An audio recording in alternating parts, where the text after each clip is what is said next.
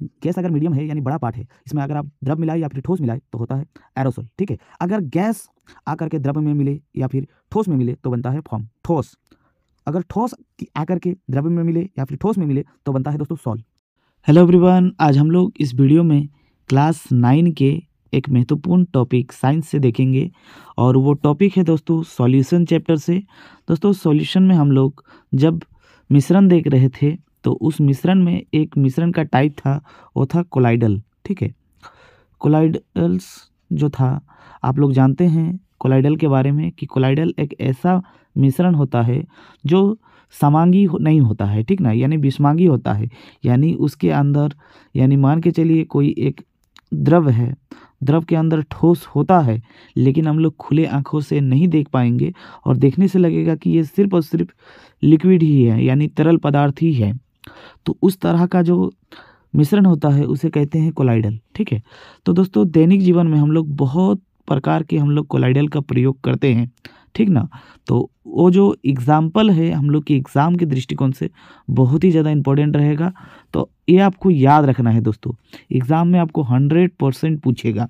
कैसे सवाल पूछता है कि बताइए गैस में द्रव को मिला देने पर किस प्रकार का कोलाइडल बनता है, तो एरोसोल, ठीक ना। या फिर पूछेगा द्रव में ठोस को मिला देने पर कौन से प्रकार का कोलाइडल बनेगा, तो हो जाएगा सॉल। तो दोस्तों ये आखिर याद कैसे रहेंगे, बहुत सारे स्टूडेंट का यही दिक्कत है। तो चलिए आज मैं आपको बता देता हूँ कि इसको याद कैसे रखेंगे और किस तरह से आप आराम से इसको याद रख पाएंगे, ठीक ना। तो दोस्तों दो चीज़ आपको दिख रहा होगा, एक हो जाएगा परिक्षेपण माध्यम और एक हो जाएगा प्रवास्ता। ठीक है, तो ये आखिर होता क्या है दोस्तों, ये जो परिक्षेपण माध्यम है ना, ये कोई भी सॉल्यूशन का बड़ा वाला पार्ट होता है। जैसे एग्जाम्पल के लिए मैं बता रहा हूँ, जैसे मान के चलिए आप शरबत बनाते हैं तो चीनी में आप लोग पानी मिलाते हैं कि पानी में चीनी मिलाते हैं, तो जाहिर सी बात है कि ये आप लोग पानी में चीनी मिलाते हैं। तो इसमें सबसे बड़ा माध्यम क्या होता है, सबसे बड़ा माध्यम होता है द्रव यानी पानी, और उसमें जो मिलाते हैं वो मिलाते हैं चीनी, चीनी मतलब ठोस पार्ट।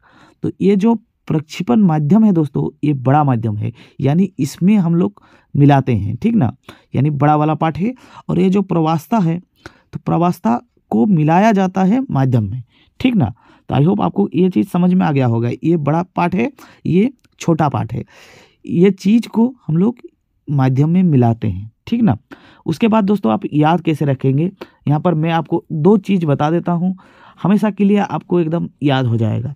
पहला चीज़ क्या है दोस्तों, आप लोग को माध्यम में या फिर प्रवास्ता में कहीं पर भी गैस दिखे, ठीक ना, जैसे यहाँ पर है, यहाँ पर है, यहाँ पर गैस है और यहाँ पर गैस है, गैस कहीं पर भी आप लोग को देखेंगे तो दो ही चीज़ बनेगा, या तो आपका बनेगा एरोसोल या तो बनेगा आपका फॉर्म।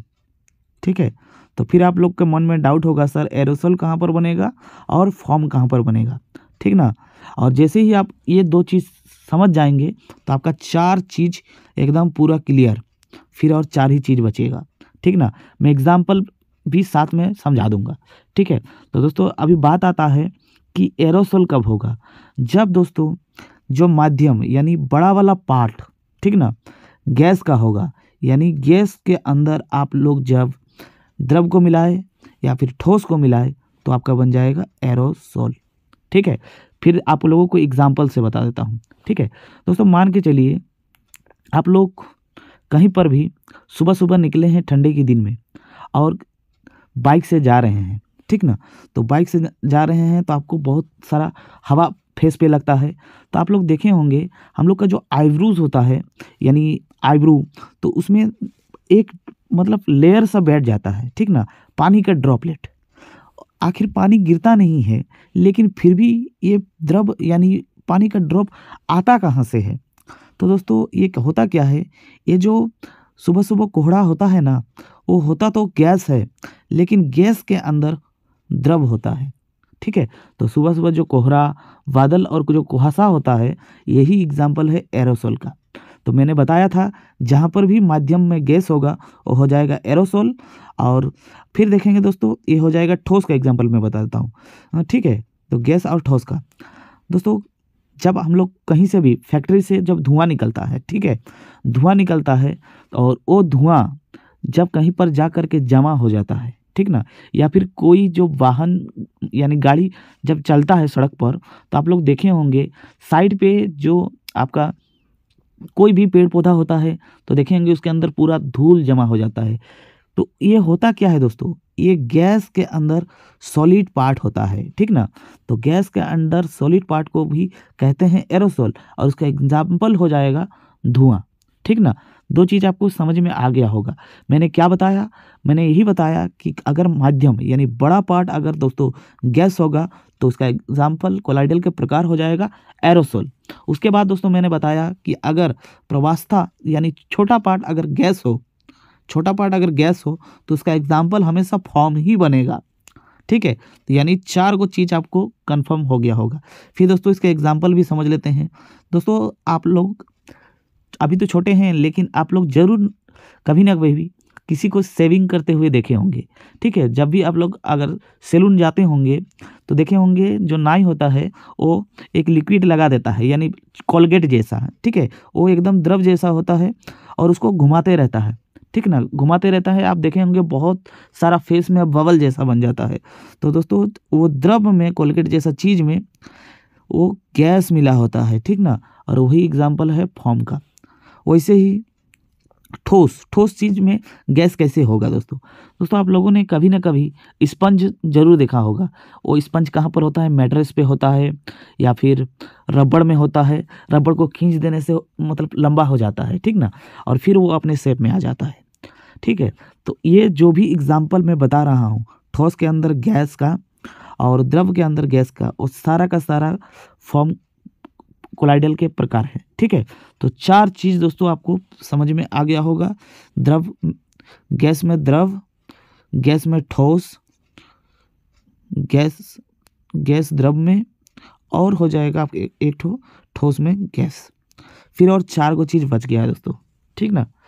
दोस्तों फिर आपको एक चीज़ याद रखना है, ठोस वाला याद रखिएगा, यानी मध्यम अगर ठोस हो, ठीक है, मध्यम अगर ठोस हो यानी बड़ा वाला पार्ट अगर ठोस हो, ठीक है, और उसके अंदर सॉलिड मिला दिया जाए यानी ठोस में ठोस ही मिला दिया जाए, तो यहाँ पर देखिएगा ठोस जेल।